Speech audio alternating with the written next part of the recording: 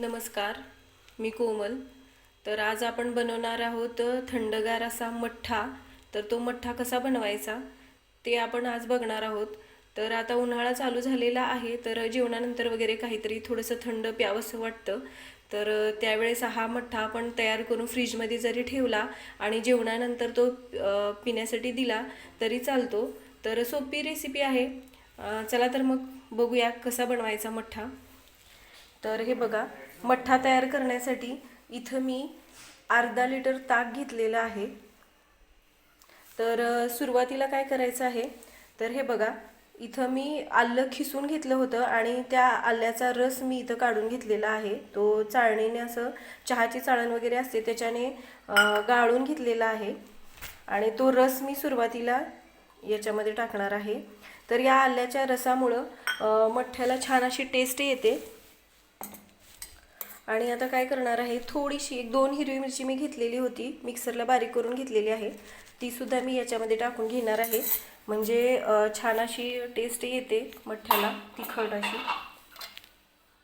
झटपट तयार होतं आणि जेवणानंतर हा मठ्ठा पिल्यानंतर खूप असं छान वाटतं.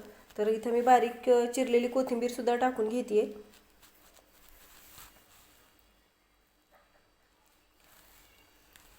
थोडंसं मीठ टाकणार आहे, सेंधव मीठ आहे ते टाकते मी. तर कोथिंबीर सुद्धा टाकलेली आहे आणि मीठ सुद्धा टाकून घेतलेलं आहे आपण. आता मी हे व्यवस्थित चमच्याने मिक्स करून घेते. तर पहिल्यांदा असं तुम्ही बघितलंच असेल की लग्नात वगैरे जेवणानंतर मठ्ठा वगैरे तिथं ठेवलेला असायचा. तर खूप छान लागतो तो मठ्ठा पिण्यासाठी. तर आज आपण सुद्धा अशाच पद्धतीनं मठ्ठा बनवतोय, तो पण घरी. अगदी झटपट तयार होतो. तर आता मी याच्यामध्ये टाकणार आहे बर्फाचे खडे. तर मठ्ठा हा थंड हवा, त्यासाठी मी हे बर्फाचे खडे टाकून घेते.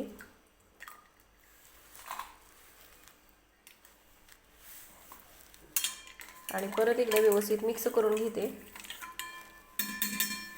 तर तयार आहे अगदी झटपट असा थंडगार मठ्ठा.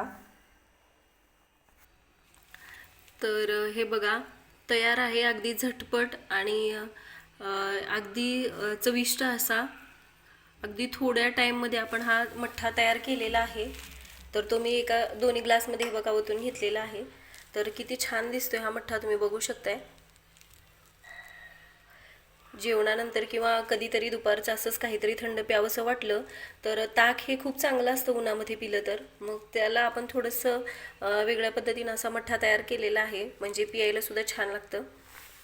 चला तर मग तुम्ही सुद्धा तयार करून बघा अशा पद्धतीने एकदा मठ्ठा.